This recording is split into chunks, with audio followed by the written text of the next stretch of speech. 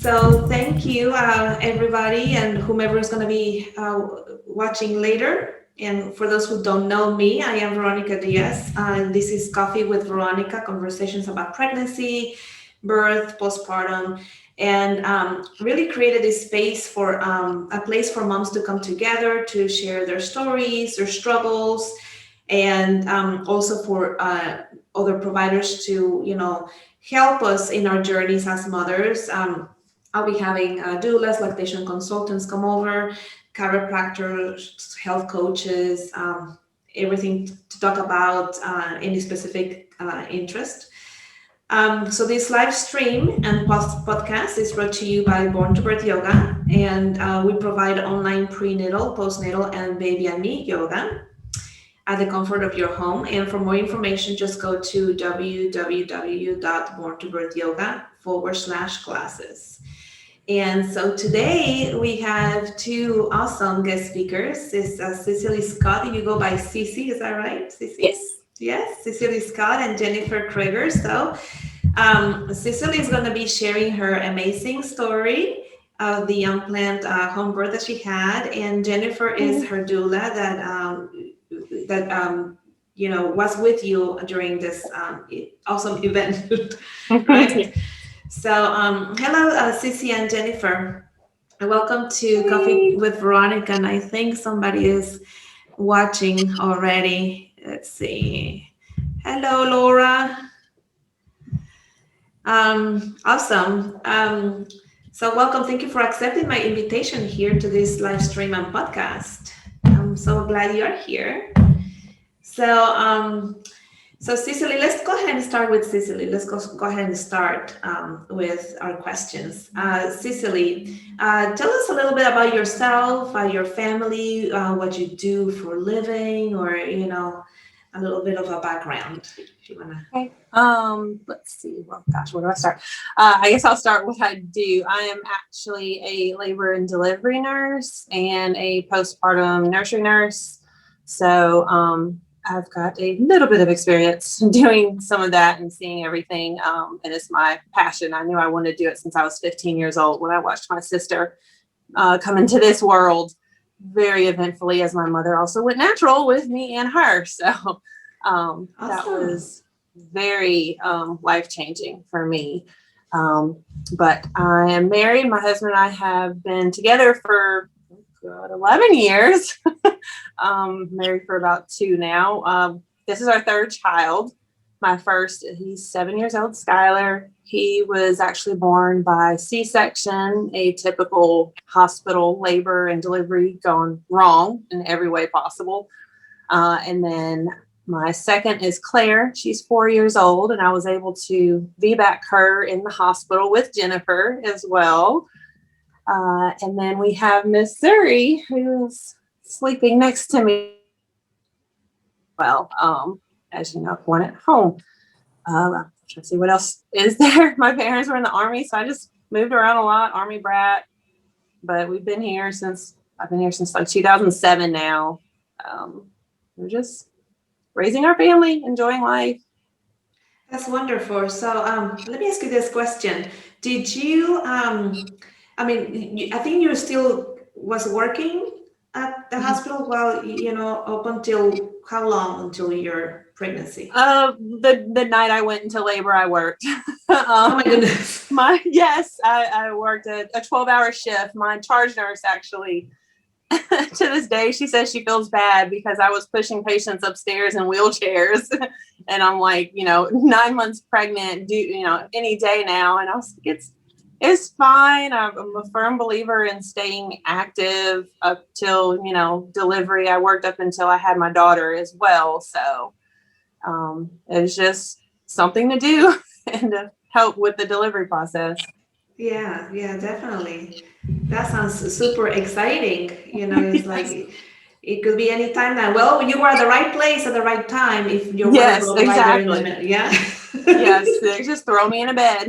Yeah. So do you mind me telling us where you work? Oh, yeah, that's totally fine. You work Yeah, I do labor and delivery at Children's and Women's Hospital. That's where I'm at full time. And then I'm PRN where I do postpartum and nursery at Spring Hill. Okay, awesome. And this is Mobile, Alabama, for those watching, like everywhere else. Mm-hmm. This is Mobile, in this Mobile area that we are. And so Jennifer, do you want to tell us a little bit about you and what do you normally do as a doula? So tell us about your family and everything. Yeah. Yeah, sure. I've been married to my husband for going on 28 years. And we have 3 growing and grown boys ranging from almost 19 to 24. I have been a nurse since 1993. And most of my hospital nursing experience was mother baby. So postpartum and newborn, NICU, peds, things like that. And I've been dabbling in doula work since 2011. That's when I first got my training, but really doing this full time since the end of 2016. And what's really neat is that Cece was my first doula client that I didn't already know ahead of time, who wasn't part of my church, wasn't already a friend. And she reached out to me. So that's really special to me that was the case for her. And what's really neat is that Claire was my 8th doula baby and Zuri was my 80th doula baby. Oh. So I'm all into numbers and things like that. I just think that's so awesome. And I was so, I felt so privileged to be able to help her again. And so tickled with how it went. But yeah, so I teach birth classes here in Mobile. I have a hybrid class. So we do online lecture content, and we meet a couple times in person to do hands-on stuff. And then I also do generally 2 to 3 doula babies a month, something like that. That's wonderful, Jennifer. Jennifer was also my doula with my second baby, just so Yay! you all know. Yes. Yeah. Which she's about Which is very to be exciting too. one old. Yeah, Yes. that was exciting too. That one could have been an unplanned home birth as well. It was close. Yeah. It was very close. Yeah. Which remind me, I do have a question about that when we get to the to Cece's story. But anyways, so I have Jennifer. Hello, Jennifer Fulmer and Kavya Brown joining. Kavya, she's been coming to our yoga classes. Jennifer, thank you for watching. And Julian is a lactation consultant. She has an awesome breastfeeding support group.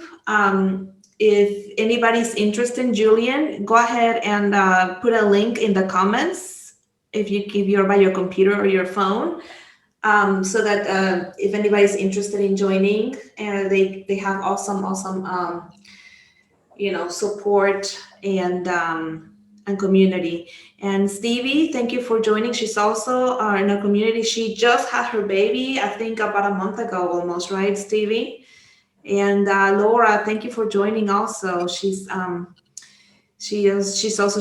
think she's in the Florida region, but yeah, so we know her from here, from Mobile. Thank you. Awesome. So yeah, so thank you, Julian. So if you have any comments, any questions or anything, just, feel free to post as we talk. I'll put my phone here so I can watch it better. And so thank you, Jennifer. So you told us how you met Cecilly, and now Cece, you mentioned this is not your first birth, but you had 2 previous deliveries. So and so tell us about how did you find out that you were pregnant this time? We were already pretty much trying. We had started trying pre-COVID, and then once COVID kind of got really bad, we kind of paused for a little bit, especially working in the hospital and all that. And so we were just trying to get pregnant. I was doing my usual temping and ovulation kits and everything. So the day when I found out I was pregnant, my coworkers made fun of me because they called me a parking lot positive. So it's like literally a very, very faint, the faintest possible to actually see a positive on the pregnancy test. But I was just, even with my third, I was still so excited because we got pregnant with her fairly quickly this time around after we took the break. So I was kind of surprised considering my previous one took a little bit of time, but yeah. And gosh, it feels so long ago. I'm trying to even remember how I even told my husband because it's been so long. I'm pretty sure. I think I had one of my my kids go tell him, and literally his first reaction was, "What? That was fast." It was like, it only takes the one time. We know this, but okay. So, yeah. So everything went pretty good during the pregnancy. Had some issues, typical pregnancy stuff, but she was kind of kind to me during that. So what kind of difficulties did you have to face through during your pregnancy? One of the main things, I didn't have any nausea. I got kind of lucky with that. Just, still eating everything. But one of the big things, and I had it previously, was the SPD, the pubis dysfunction. I had it with my previous pregnancy. But this time it started really, really early. I was already texting Jennifer like 20 something weeks about it. And so I, off the bat, had to, started seeing a chiropractor to work with that. And also I had really bad brown ligament pain, especially on the right side, because she was very stubborn about that placement and would not turn around for me at all. And then, lower back pain. So I was wearing a lot of the pregnancy belts, especially at work, working on my feet. And then I got to the point I got the really big pregnancy belt that took up like my whole back. Just to kind of get some support, because with the on top of all of that, I have the diastasis recti, the abdominal separation. So my belly tends to go very, very far out, and she was fairly low. So all of that gravity was just kind of pulling everything forward. And but other than that, the pregnancy was pretty uneventful. That's good to know that, some moms they have to stay on the bed or whatnot, but at least it seems like you were very active. That probably helped a lot too. Yes. Yeah. And I did a lot of prenatal yoga, and that was a lot of help to do at home. So Rachel has joined. Hello, Rachel. Thanks for joining. Awesome. Yeah. So tell us about the day that you went into labor. What were you doing? Who was with you? What do you think was happening? Tell us all about it. So the day I went into labor, I definitely wasn't expecting it. I pretty much went to 40 weeks with my previous two, and I was only 38 and 6 with Zuri. I'd already been contracting for like over a month, Braxton Hicks, some of them kind of more stronger. And then I had already had prodromal labor a couple of times. So I was at work at the hospital, and I noticed the past couple of days, my contractions, I was feeling a lot more lower abdominal pain with the contractions. But I just kind of chalked it up to, okay, here we go again. Just might be some prodromal labor, nothing's happening. So I worked the whole 12-hour shift. So it was the first of my 3 12s I was supposed to do. And came home, did my usual with the kids, getting ready for bed, just trying to relax, because that's typically when my hips would kind of be hurting. And then we just literally just treat it like a normal day. My husband and I, we were intimate, and laid down for bed. And then I was like, contractions are kind of feeling a little regular. So I was like, they keep coming. So I was like, well, let me pull out my little timer. So I started timing them. And then when I noticed they were irregular, but they were coming. So I text Jennifer, just kind of, giving her a heads up. Hey, I'm contracting. Don't know if it's going to turn out to anything. So that was about 10:45. And got in the bathtub for a little bit. That helped. I got out. They started to space out around 2-3 o'clock in the morning.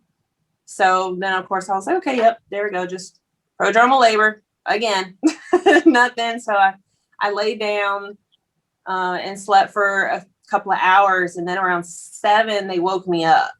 I couldn't sleep through them anymore. So that was when I was like, okay, this might be doing something. So now we're going into Saturday, or sorry, I can't remember what day it was. Sunday.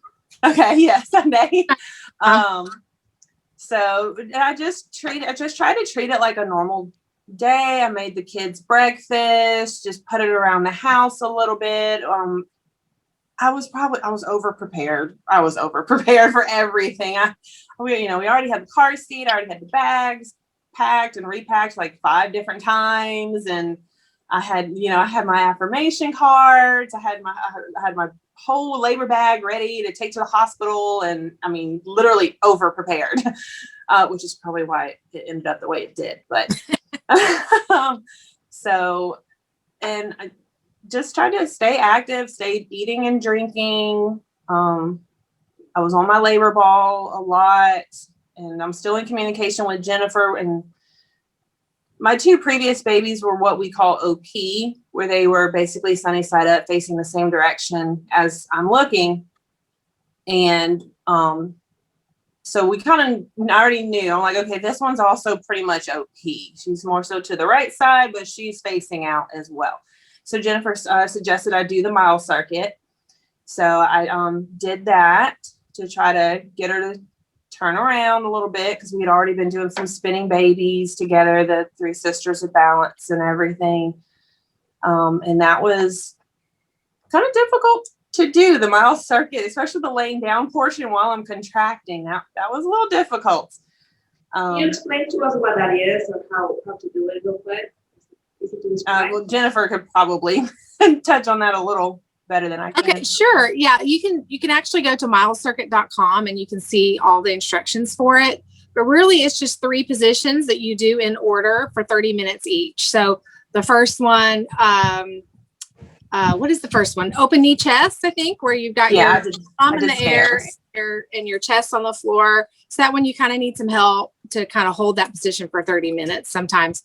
Then you spend 30 minutes in left lying position with your right leg propped way up on pillows, kind of leaning forward a little bit. And then the third part of it, you spend 30 minutes doing what they call moving lunges. So this could be anything that's going to cause an asymmetric shape in your pelvis. So it's like lifting one leg. So you could curb walk. So that does that, or you could do stairs going up sideways. So the idea is to do some sort of lunge where you're actually moving for 30 minutes. And that kind of creates a different shape in the pelvis and allows for baby to turn around. Hopefully, that's the idea. Some people who are having a lot of prodromal labor, they'll recommend to try the mile circuit to kind of help kick labor into gear. I've never really seen it kick labor into gear, but it can be good if you're kind of having a stall or kind of put a restart to your labor. Okay, and so Cece, which one of those 3 ones were the harder one for you? The lying down and the, I actually did with my right leg up, the left lateral with my right leg up, since I knew I was trying to get her to come from the right side.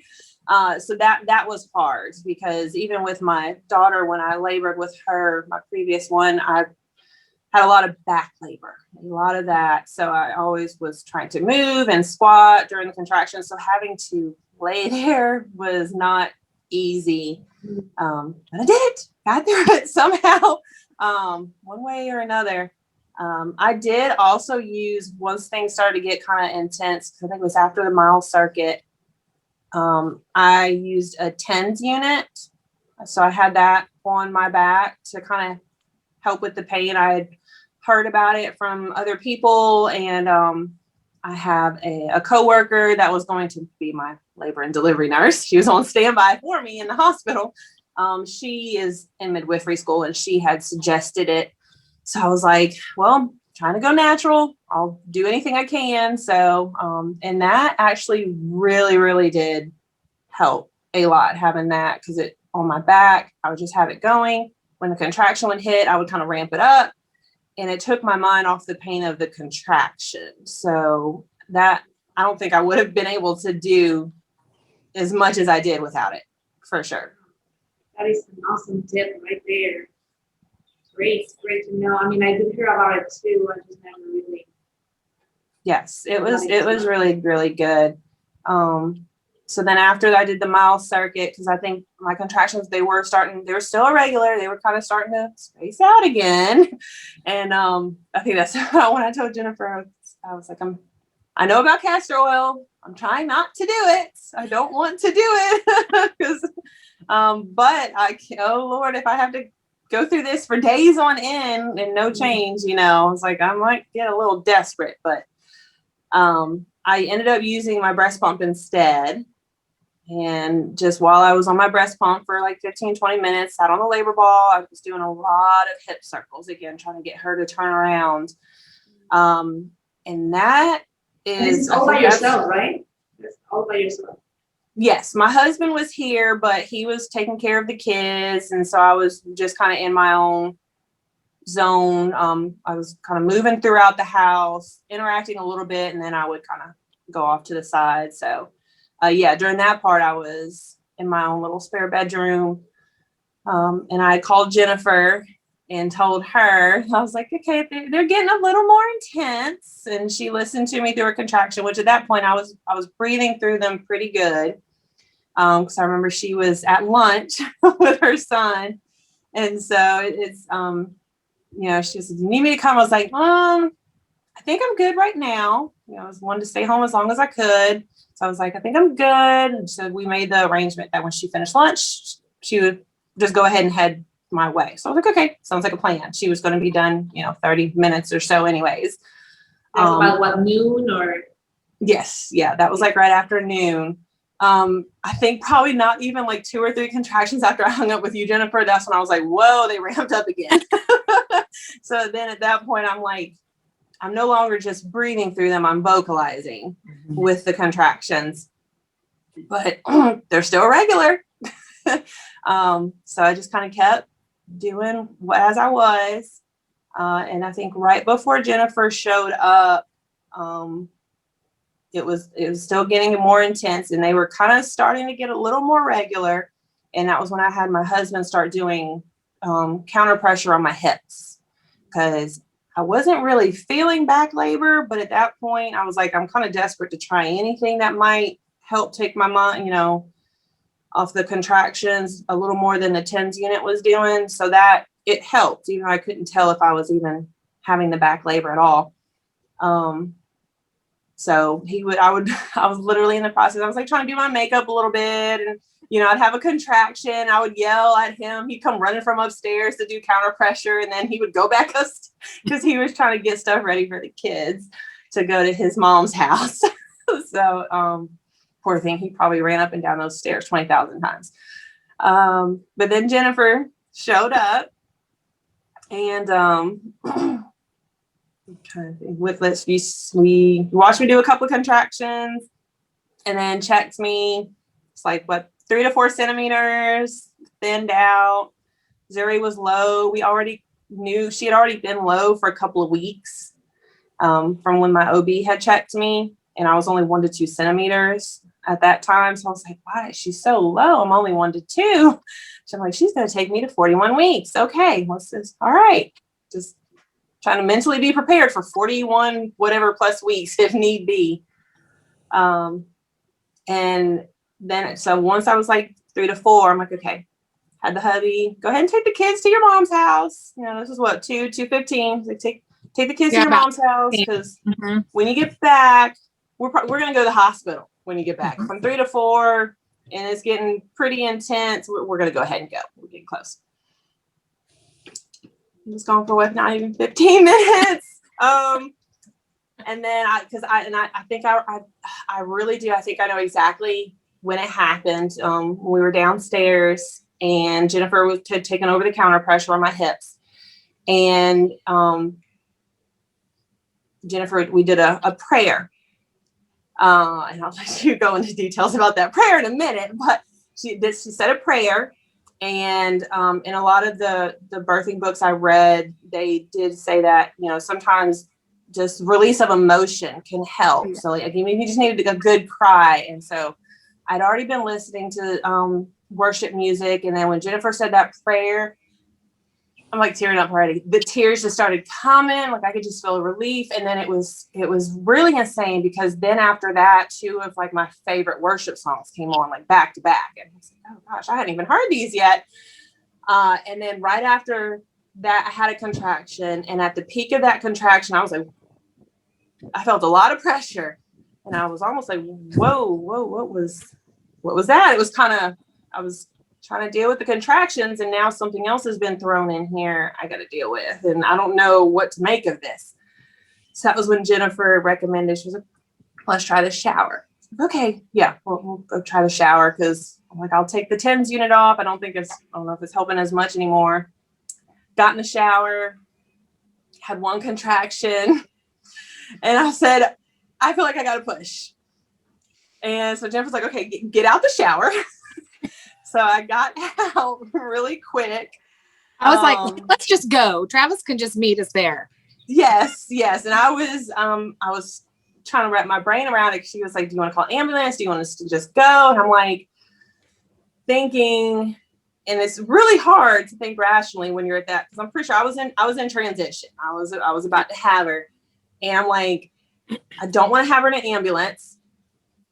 I don't want to have her in the car, because I was like, I really deep down, I just feel like that's going to happen. I was like, and I'm like, I would rather just stay here. And I'm also in denial, because when I finally got out of denial and I realized this is happening, I literally said to Jennifer, no, this is not how this is supposed to happen. This is not what we planned. So I just stayed in that bathroom. And I held on to the handles of the faucet. That was my oh crap bar. I literally just held on to that the whole time. And I kept telling Jennifer, I was like, I feel like she's coming. So she just stayed with me, talked me through it. And there's a lot of pressure. That's the main thing I remember. And I think when my water broke, it felt so strange. I apologized to Jennifer. I said, oh my God, I just peed on you. I'm so sorry.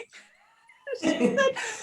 It's like, your water broke. You didn't pee. I was like, okay, it still feels like I peed on you, but I'll take your word for it. And then I think that's when she really started coming down. I think she turned with that contraction after that prayer, and then she started coming. So at that point, I know I just got to push. I just have to push. I know she's there. And pushing was one of the things I was most scared of when I was preparing for this natural delivery. I know some moms say it felt good to them, but being a labor and delivery nurse and having witnessed a lot of natural deliveries, sometimes when they're not intended, it's hard to wrap your brain around it. Like you're not mentally prepared.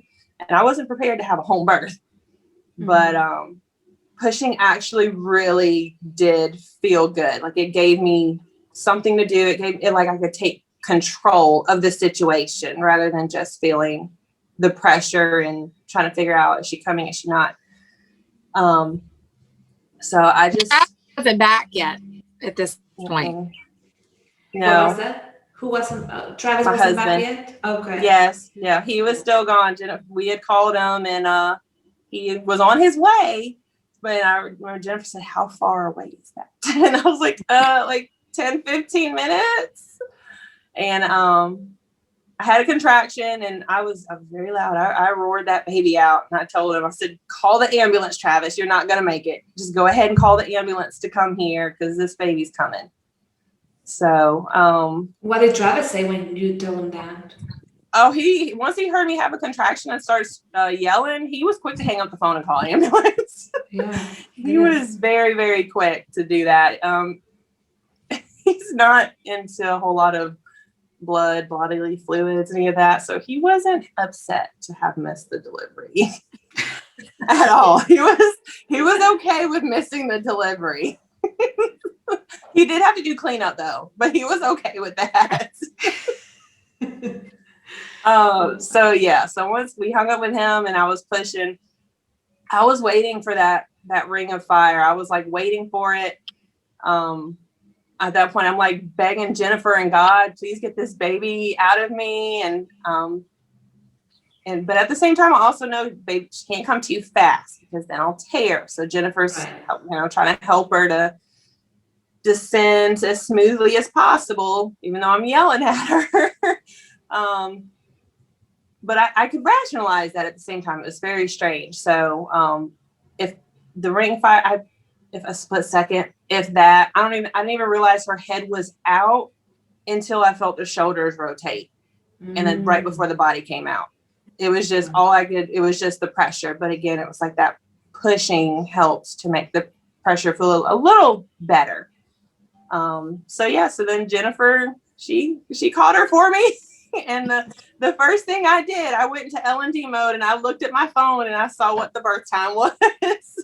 Right. Wow, that's wonderful. It's like your nurse brain was there, the whole time, yes. I think, right? Yes, yeah, it was battling with the emotions and trying to wrap my brain around, oh my gosh, this is happening. This is insane. They were going back and forth with each other, but they were equally present. Did you ever felt like, oh my gosh, I'd rather not push until I get to the hospital. I'm going to hold on and just go. No, you just couldn't. You knew you just had to.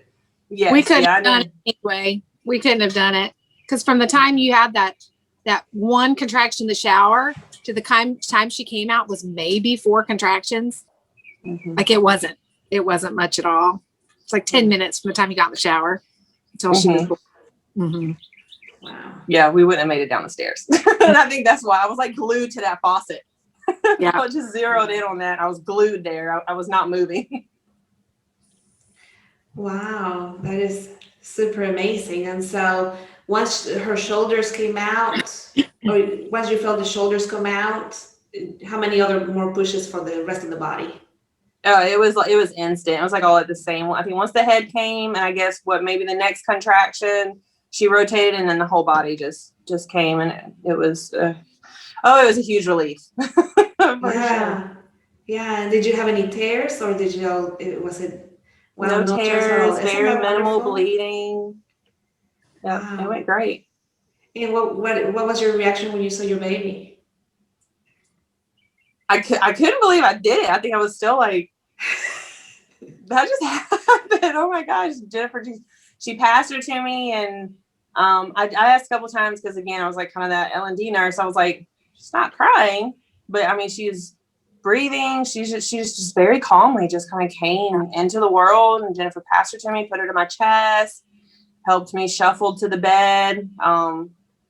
Hubby wasn't too happy about me laying on his side, but we had pads and stuff down, so it was okay. I was like, you missed the delivery, you'll be okay. But yeah, and then she just stayed on my chest, and literally she didn't really cry. She just kind of looked like, oh, hi, okay. I'm here now. And then we just, not even a couple of minutes later, EMS and my husband showed up at the same time. Gotcha.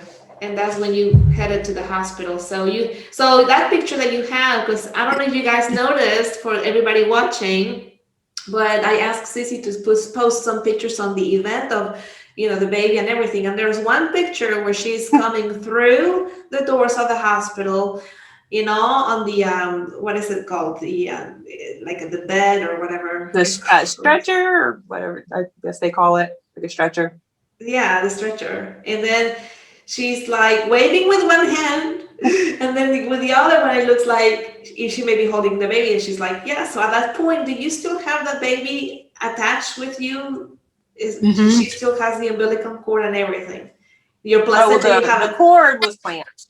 Placenta was still inside, but cord was clamped. At that you guys already have done that? Yes, but we didn't clamp the cord or cut it for over 10 minutes, probably. For the EMS, they didn't know what to expect. They were just thankful Jennifer was there. Yeah. They just one of the EMS guys said, I've managed to evade this for 15. For 15, I think you got cut out over there, Jennifer. For 15 years, that paramedic had managed to avoid having to catch a baby for 15 years. So he was grateful that he got to miss it this time too. Wow, isn't that amazing? Wow. That's awesome. And so who actually called the ambulance? Did you say it was your husband? Yeah, it was Okay. it was my husband on his way back from his mom's house. He went ahead and called, so they got here at the same time as he did, because thankfully they're like across the street from our neighborhood. They're very close. Okay. Was that USA or was that Spring Hill? Or They took me to Spring Hill because that was where I was supposed to deliver. oh, okay. Yes, they Spring Hill. They had everything ready for me. They had the squat bar, they had the labor ball, they had the peanut ball, they had everything in a room ready for me. I was like, sorry guys. Yeah, and I I called did it myself. on the way. I was following the ambulance in my own car, and I had called labor and delivery on the way there to tell them we were coming to expect Cece, and they were like, "What?" So they had everything ready for her when she got there. Yes, they're very accommodating. That's great. Yeah, I had a really good experience there too. So Jennifer, so what did you come to mind when you first heard Cece going in labor? I mean, did you feel like, oh, she still has a long way to go the first time that she called you? Right. Or? Yeah. So I had 2 other doula clients who were due before her that I was still kind of waiting on their babies. One of them that I had just, we had a long induction with, that baby was born Saturday morning, and I had come home and slept maybe 3 hours. And then I got up to teach a birth class that morning and hadn't been able to rest the rest of the day. So she sends me a text at 12:30 in the morning, Sunday morning. I had just gotten in bed to say that these contractions were coming. They're getting stronger. I was like, okay, I got a couple hours under my belt, just let me know. I'm going to try to get some more rest. And the contractions were very irregular. And I had another client who was 11 days past her due date already, that we were waiting for her baby. And all 3 of these clients have been, including Cece, have been having a lot of prodromal labor. But these other babies were still taking forever. And I knew that with Cece's, with Skylar and Claire, she didn't go until really close to her due date. So I honestly wasn't expecting this to do anything, but to just keep doing what I had been doing with more. But I got another text from her Sunday morning at 7, stating that she finally got a little bit of sleep. They had spaced out, but now they woke her up and they're picking up again. And I am part of the worship team at our church. And so I usually get up at 7 on Sundays to get ready for church. So after I got in her text, I got up to go to the bathroom, and I thought, man, I'm still really tired. My arms are heavy. My legs are heavy. I'm just going to go back to bed, tell the worship team that I can't make it this morning because I think I need to get a little extra rest. I'm so glad I did. Mm-hmm.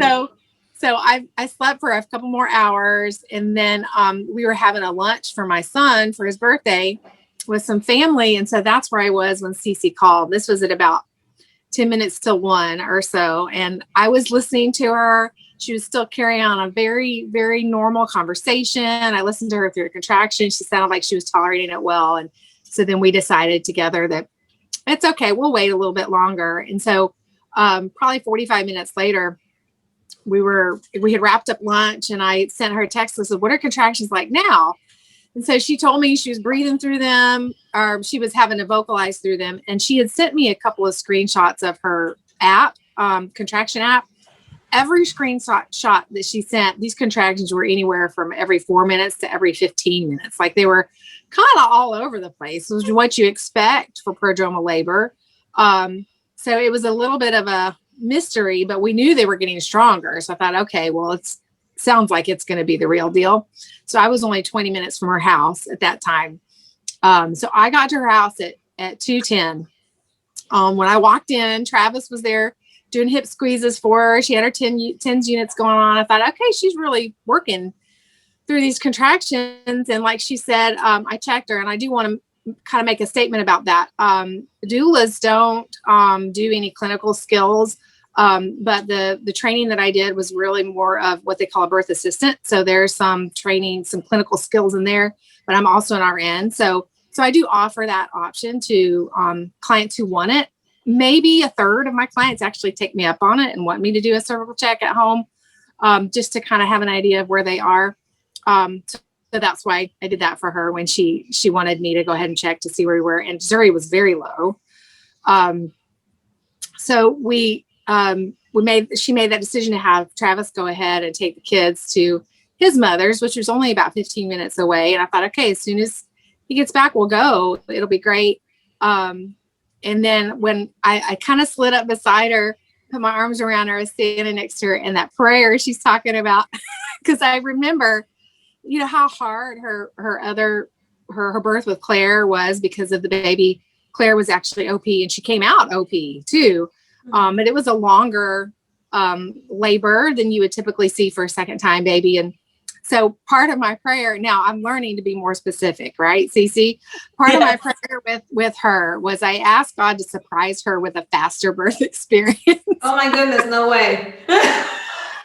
So now I know next time I'm going to be more specific and ask for us to have an experience that allows us to get to the hospital, right? So after that, it was really strong. We knew we had a little bit of time to wait. Now, you know, I have attended 79 births up to this point. There was nothing that made me think this baby's coming in the next 30 minutes, like nothing. So I knew we were strong, but I thought we had plenty of time. And so she gets up in the shower, has that one contraction in the shower. I'm feeling pushy. So, okay, let's get out. And then the rest of it happened. Like she said, I was standing behind her, kind of kneeling on the floor, and we didn't have much within reach there. I was using one little hand towel I could reach to just have it there just in case. Like I didn't heard the first push. I didn't really see her head. But the next one I could see head. So I thought, okay, I'm going to need something more than this little hand towel to catch this baby with. So I asked her if she had a big towel she had gotten for herself when she got out of the shower. So she handed that to me. And I thought, I don't want to catch her slippery baby over this hard floor without a big towel. So I just had the towel ready. And when I saw the head starting to crown, I just put a little bit of counter pressure on her head to try to keep her from coming out too fast. Mm-hmm. And was talking to Cece about kind of panting a little bit through that. Don't push hard at this so you can keep from tearing. And pretty soon, I could see her eyebrows. So she didn't come out OP. This is part of why she came so fast. She had turned. So I could see her eyebrows, and then it wasn't, but maybe 15 seconds later, her whole head was out. And then the next contraction must have come pretty quickly because it wasn't long at all before here come her shoulders. And here she was, and she cried almost immediately. And I was able to pass her through Cece's legs to her. So she had a hold of her. And then I said, don't move, because there was amniotic fluid all over the floor underneath her feet. And we had to figure out how to get from the bathroom to her bed. So we kind of shuffled together once we figured out how to navigate that, and waited for EMS. I turned that fan off over her bed so there wasn't a breeze on Zuri. And then Cece's nursery brain kicked in, and she's like, go grab a dry towel from the closet, because this one, she was kind of wet. So we needed a dry towel on her. So, this is the first time I caught a doula baby. So, I was kind of in shock mode too. So I think it was good to have her nurse brain in gear too. So I was able to grab a clean towel to trade out for Zuri. And it was great. I was really pleased. This is never my plan to catch a baby at home, ever. And I have to tell you this, Cece, is that when Jennifer came for my birth, and she saw me, she says, I don't feel comfortable staying here. We have to go to the hospital. Yep. And I, and it's like, okay, that means she doesn't really want me to have the baby here with, right, without the assistance of anybody else but her, right? Mm-hmm. So I know that for Jennifer, it probably was, something else as well. Right. And that the paramedic, one of the first things one of the paramedics said when he got in there and saw us there, he didn't realize the baby was already on you, Cece. You remember that? He's like, the baby been born yet? Like, yeah, the baby's right there. Because Zuri was really quiet. She was fine. She was very alert. Her color looked great. She just wasn't she wasn't crying a lot. We're like, yeah, the baby's right there. And he looked kind of confused, and he looked at both of us and he said, now this was planned, right? And both of us at the same time, no, this was not planned. This was not what we were planning at all. But I was able to follow the ambulance to the hospital and just kind of make sure everybody got checked in okay. And Dr. Crigger was able to deliver the placenta for you. You had a lot of discomfort until the placenta came out, didn't you, Cece? Yeah, it felt like my body was trying to birth another baby. Yeah. I mean, it was intense. And then it's amazing, isn't it? Because as soon as that placenta is out, all that's gone.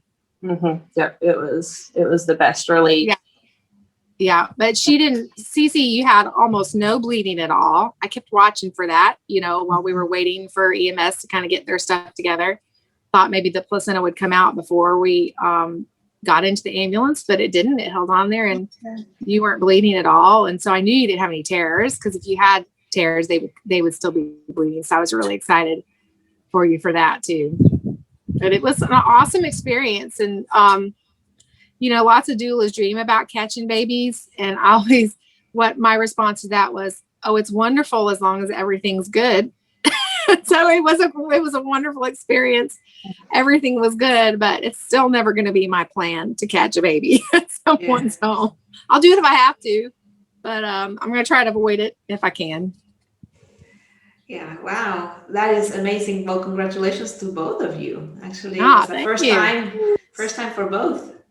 Yeah, I should have realized, because I didn't even tell you, Jennifer. There was I think a week or maybe about a week before I had her, I was at the gas station and went inside, and the clerk was like, "Oh, when are you due?" And she was like, "Are you having a home birth?" And I said, "No. Yeah. Do I look like I want a home birth?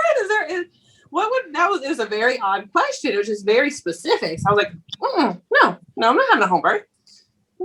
Yeah, we did. And then I actually ran into her afterwards, and I said, "Hey, do you remember asking?" She's like, "Oh my gosh." She's like, "I really don't even know why I asked you that." Wow. Like, I don't even know why. Signs. I'm like, I need to pay more attention. There's too many getting missed. Yeah. Wow, that's amazing. So, Cecilly, how was your immediate postpartum experience with you and baby? So, it was great. I mean, I literally didn't feel like I had a baby. I mean, I was up, moving around. I was comfortable. Didn't have any perineum discomfort or pain. I mean, it was like, had a baby and okay, let's go run a mile. I mean, it was wonderful. Zuri had a little bit of trouble in the hospital and got some antibiotics just because they were thinking she might have had a infection somewhere, but it actually ended up being fine. So we just stayed one extra day before we got to go home. Okay, so you stayed in the hospital for what, 3 days? Or Yes, yeah, we ended up there for 3 days just for Zuri. Yeah. Nice. Well, you had wait, this is, I don't know if you knew all the girls over there, all the nurses over there. Mm-hmm. Yeah. So it's more like a party then. Yes. Yeah. I mean, it was very comfortable. I mean, it was like home away from home, pretty much. It was just kind of weird because I'm like, these are my coworkers. I'm not used to them taking care of me. But I mean, honestly, they were still very professional, and I mean, it's like another day. They just happen to know me personally. So yeah. Pretty cool. Awesome. And how are you feeling now? How are you? It's been how long? 2 weeks, is that right? It'll be a month and 2 days. Oh, a month already. Yeah. Wow, yeah, amazing. it's flown by. We're just enjoying her. Big brother and sister are absolutely obsessed with her. Every 5 seconds, like they have to know where she is and what she's doing at all times, and we have to always alternate who gives her pacifier to avoid any fights. So they feel like it's being shared. We've had a little bit of issues breastfeeding, and I did breastfeed my other 2, and I have the experience from work. So I was like, oh my gosh, what is going on here? I'm having these problems. So, I mean, you never know. I mean, it could depend on the baby or anything. They're all different. So, I actually had a lactation consultant come here that Jennifer recommended, Elizabeth Simmons from Eastern Shore, and she did a home visit, and we were able to work with Zuri and figure out what was going on. She doesn't have a typical tongue tie. She actually has a posterior tongue tie, so it's more so at the base, very hard to see, but it's very, very thick, and it requires more intervention if need be. So I was like, well, breastfeeding's tolerable at this point. She's gaining weight. She's like 9 pounds now. So it's like, we'll just leave it be and continue on. Mm-hmm. Yeah. So actually, I don't know, Julian, if you know Elizabeth, or maybe even Laura. I don't know if you're still watching. Yeah, both of them are lactation consultants in the area, and I was wondering if they know Elizabeth, because I mean, I've heard about Elizabeth a lot also, but I don't know her personally. But I hear it's really Yeah, and what a lot of moms don't realize, but Elizabeth Simmons, it's Eastern Shore Lactation, and it's just easternshorelactation.com.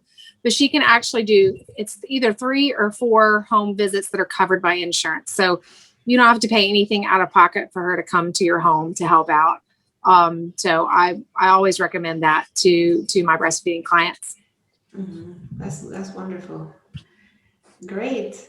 So Cecilly, Cece, so what do you want to share with your viewers and our listeners as to what they need to know as to, for getting ready for birth? What's your suggestions? Probably some of the most important things is research and preparation, for sure. Especially if it's your first time having a baby, you don't really know what to expect in a hospital, what goes on. It's a completely different kind of area, but accommodations can be made. But you have to know what to ask for and what to expect. Because I mean, this is your birth. So, in the hospital, we're there to help you have your birth as safely as possible, but it's still your birth and it's how you want it to be done. So, definitely highly recommend that. Or if they, want to ever reach out to me and ask questions from, any perspective, C-section, VBAC, home birth, labor and delivery, nurse, any kind of perspective like that, I can offer some insight to help out. But like I said, knowing that, so doing some research, what's normal, what's not normal, what to expect. And also with preparation, how to, coping with labor. That's probably one of the big things. A lot of it is mental. You don't really know how you're going to react to it until you're actually in it. So I said, I knew with my first, I went in, I was like, oh, I'm just having a baby. There's nothing to it, so I went to the hospital and every intervention was done, labored for 24, 25 hours. My son wasn't tolerating it. I ended up with a C-section. So with my daughter, I knew more what to expect when I had her as a VBAC. I had Jennifer there. Doulas are great not just to help cope with the labor, but also to help you advocate, for yourself and to help you think and rationalize when the doctors are coming in and they're saying they want to do X, Y, Z. She can help you to process that and to come up with an answer. But there's so many different ways to handle labor, hypnobirthing, visual guidance, imagery. There's a lot of information out there. I probably bought how many books did I give you, Jennifer? Oh gosh, probably 8. Yes. Any book I can get my hands on. And that's coming even as a labor and delivery nurse. I still went to that extent because I knew with my daughter as the first feedback, I'm getting an epidural. It's I just want to get to 5-6 centimeters active labor, and then I'll get an epidural. That was the plan. That's what we did. And with this one, I was like, hey, I want to go natural. It's my last one. So I did everything to get as prepared as possible. Because also you don't know until that moment hits which one of those methods is going to work for you. Right. So you kind of have to know all of them, at least a little bit, to be able to cope. But it's definitely possible if anybody wants to do it, or even if you don't want to do it, that's totally fine too. Everybody's birth is different, whatever makes you comfortable, but definitely do your research and do some preparation for the the experience. Awesome, Cece. So what's the best way to contact you if somebody wants to get a hold of you? Is it via email or Facebook, or what's the best way? Probably, I do have Instagram. So that's probably one of the best ways. I don't, you know, if like you want to send me a message on there. So my Instagram name is actually Scott. So CSCOTT run RUN 88. And then you can find me on Instagram. Okay, 88. And awesome. So yeah, mental preparation and knowledge preparation is really important. I totally agree with that, Cece. And actually, that's one of the reasons why I created Born to Birth Yoga, because for me, there's a lot of training the mind, to bring it back instead of going to either dark places or oh, I can't do this, or this is too painful, or I'm suffering. If you train your mind to come back to a place of, yes, this is what I want, and yes, this is my body's made for this, or it's not pain. Well, it's not to work with the pain as opposed to, because it really is painful. It's not that it's not. A lot of mamas like to, or advocates say, don't instead call it surges, don't call it pain. But I mean, it is painful. It's not, let's not sugarcoat it too much, right? In my opinion. But you can work with it, and it's not the kind of pain of, hey, you're dying kind of pain, or you have a disease kind of pain, right? So it's a completely different kind of pain. And so if you train your mind to think differently, that's kind of like what I teach on my yoga classes, and to be comfortable with the pain so that you can endure, so that you can, at the time of being, then you know what to do, and it becomes second nature for you. And so so that's why I created this precisely, regardless of what kind of birth you're looking into having, because you never know when you're going to go into labor and have a fast birth. So awesome. So Jennifer, what areas do you cover? Did you mention a Mobile area as well? And do you I attend births as far to the west as Gulfport area. And then I do attend births in Baldwin County as well. I have a couple interested in Pensacola Sacred Heart, but I haven't ever gone that far. So Mississippi and Alabama, the lower coast is where I am. And how would you like to, Laura comments, comfortable with the pain, Kriya is the pits. Laura. I know Laura, every time that we go into Kriya mode, in class, she goes like this. She's like, no. Kriya is the exercises that we're, to get comfortable with the pain.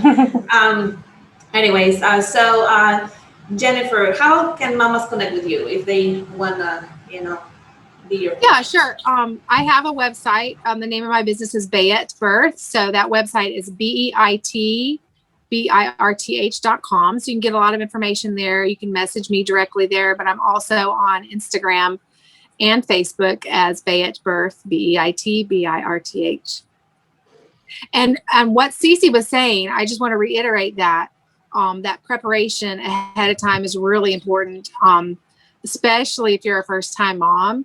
I really do recommend that you find a birth class that's outside of what's offered on the hospital, because if you go to an independent birth class, you're more likely to hear about the options that you can ask for in the hospital that you might not know about, or your hospital might not tell you about.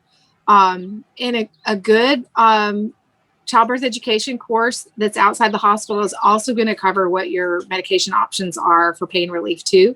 So you can get the benefits and the risks of all of that. So you can go into birth feeling more confident about the choices that you think you might want to make when that time comes. So preparation ahead of time is definitely very high on the list. But the other thing is, it's really important that you have a good relationship with your provider, whether it's a midwife or a doctor. Take note of how you're feeling when you leave your appointments. You should be excited. You should feel supported. If you leave your appointments upset about something that was said or crying or feeling defeated, then that's probably not the provider that you should be with. You should be with someone who understands what you want, is willing to talk about it, and wants to support you. I've had clients change their providers past their due date. Not very many, but you can do it if you have to. Yeah, you can do it if you have to. But if you start this conversation early in your care with your provider, and you tell them what you want all along, then you've got plenty of time to make a change if you need to. And it's not as stressful as it is if you're trying to switch during your due date. Yeah, once you've reached that point. And if you don't know what kind of a birth you want, that's where this preparation ahead of time comes. I love thebirthhour.com. She has a wonderful podcast where you can listen to birth stories and people who've had multiple births. You get to hear all of their stories. So that will give you a good idea. If you listen to some of those, then you might find out what kind of a birth you want if you don't have any idea going into it. And if you're wanting to plan a VBAC, the VBAC link also has wonderful podcasts that are all VBAC stories. So it's great to build your confidence in going into that.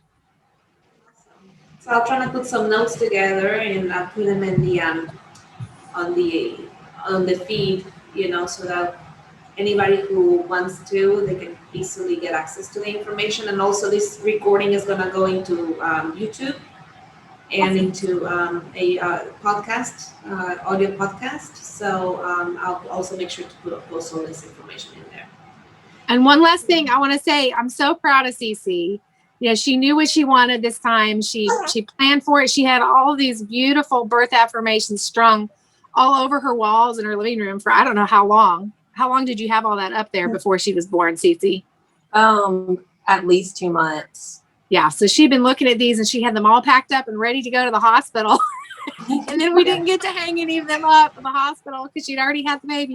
But I'm so proud of you, all the work that you've done. And, for anyone who's listening, who's planning on having your baby at USA Children's, when you get there, ask for Cece, because Cece's like a doula in disguise there. She's a wonderful nurse. We love having her there for our clients too. There are a lot of other wonderful nurses there too, but we get really excited when we know that Cece's there when we're there. I always get super excited when y'all are there too. It's like, who's her doula? Oh, okay, I'll take it. Yay. Teamwork makes dream work, right? When are you coming back to work, Cece? I should be back the end of May. And I typically work weekends, so Friday, Saturday, Sunday, Monday. So, hopefully if you see me, that means you're coming in laboring on your own already, and preferably not an induction. So I'll be there. Okay, so make sure to plan your baby for the weekends. Right. So that you'll get Cece. Oh my goodness. All right. Well, thanks everybody for coming to the live, and Cece, thank you for sharing your awesome story, and Jennifer and all of our viewers. Thank you so much for watching, and I just can't wait to. Yay! There she is. Yay! Thank you for sharing the baby. Let's see.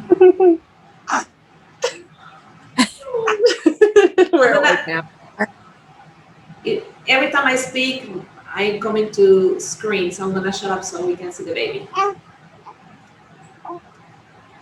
Sweetie pie. There you go.